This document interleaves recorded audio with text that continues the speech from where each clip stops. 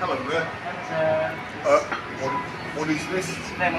Scrambled egg with? Yes. With truffle? Yeah, with truffle. With truffle. Lovely. I'm looking forward to it. How long has Chatwood been open? How many years?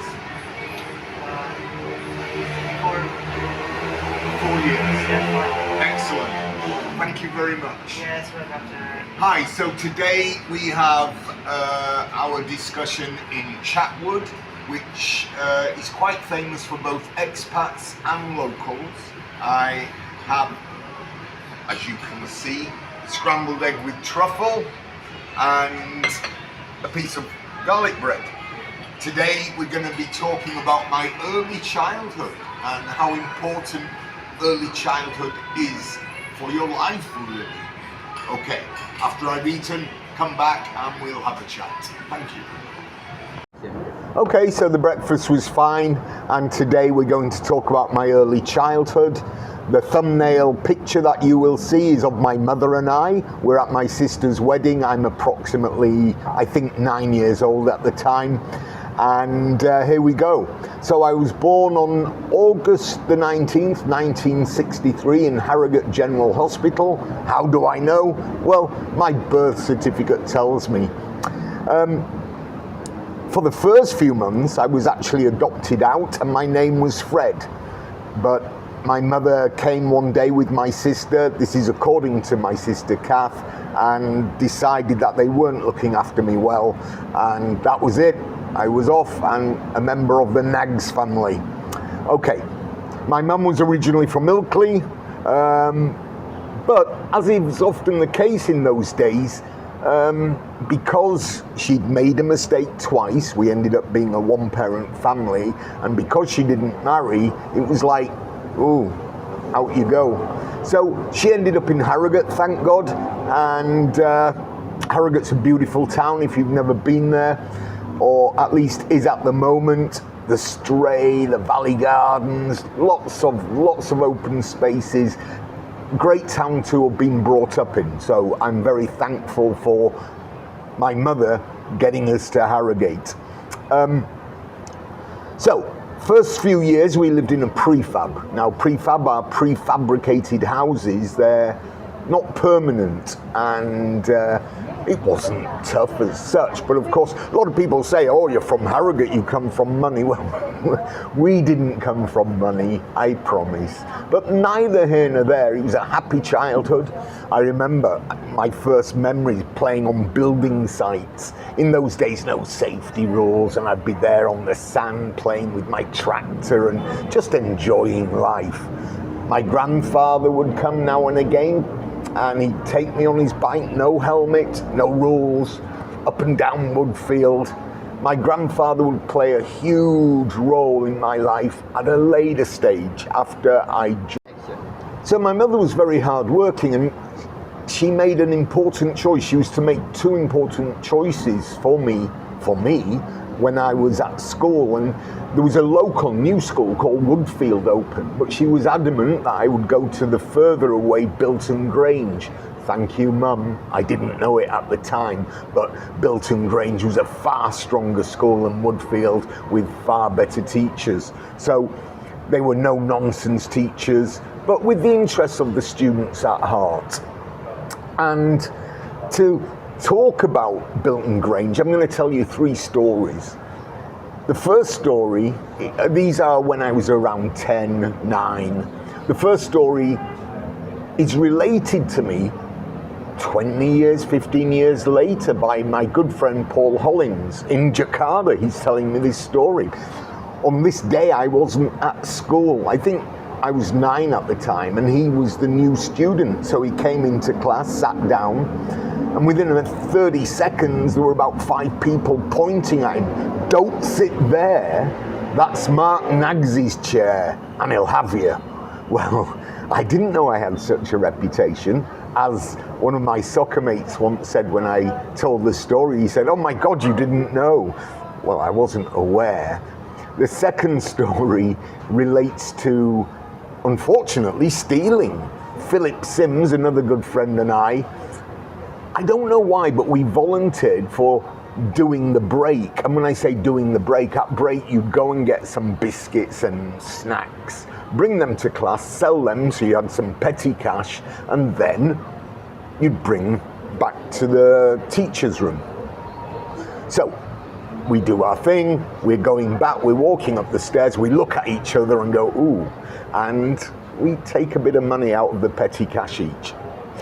Of course, one of the teachers is walking down, doesn't say anything, and we take everything back, breathing a sigh of relief. Well, that wasn't to last long. Within about an hour of the next class, Nag Sims to the headmaster's room. Bingo. So off we go, and Philip goes in first. What a rollicking he gets, my God.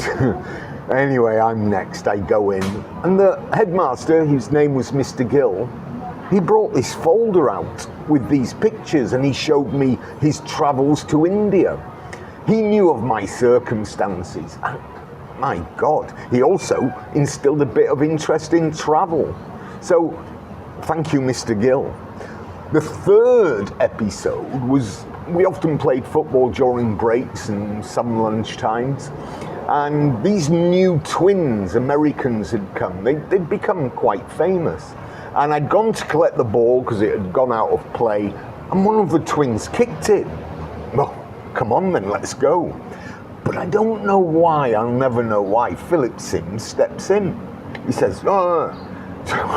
All right, so Philip takes him on. Philip was a haymaker. He used to hit like this, quite powerfully. And the other guy, he was an American, and none of us knew that his dad was in the army and he taught him boxing. So it was boom, boom, boom, Philip on the floor, end of game. Now in those days, there was no knives drawn, we didn't all pile in. It was a fair fight. Philip lost, I'd have lost. Just as a small story added to that though, about a week later I saw these twins, and I was with me mate Stuart Mackenzie, who was a big lad. So I says, come on. And we walked over to the twins, knowing I had Philip behind me. And I said, do we have a problem? No. Okay, move on. And of course there was no problem. But I just thought, make sure. Stuart behind me, yeah. All right. One other thing on Stuart while we're with him, he had a dad, Mr. Mackenzie. Stuart came from a big family. I think there were 5 brothers and sisters, and we'd all sit down like the Waltons for Sunday dinner. And this Sunday dinner, I sniffed, not cough, sniffed, a knife. Now, we were opposite each other, and a knife flew at me. If I'd have moved a centimetre, I'd have lost my eye, but it literally entered here, literally, and kind of dropped down. It was a heavy knife. It had, I think, honey or marmalade on. It cured me of my sniffles. I don't think I did that anymore, but my God, what a nutter. Anyway, one thing about Bilton Grange was it was very homogenous. Brits teaching Brits. At break, we all looked the same. We spoke the same language, but more importantly, we spoke the same cultural language. Now, when I noticed at first, when I taught international school in Jakarta, all the Koreans are sitting together at lunch, all the Indians, all the Indonesians, they're all sitting together. It's not like in class where you've spread them out. But of course, what is a Korean going to speak about to an Indian? Cricket? Bollywood? Or is an Indian going to talk about K-pop?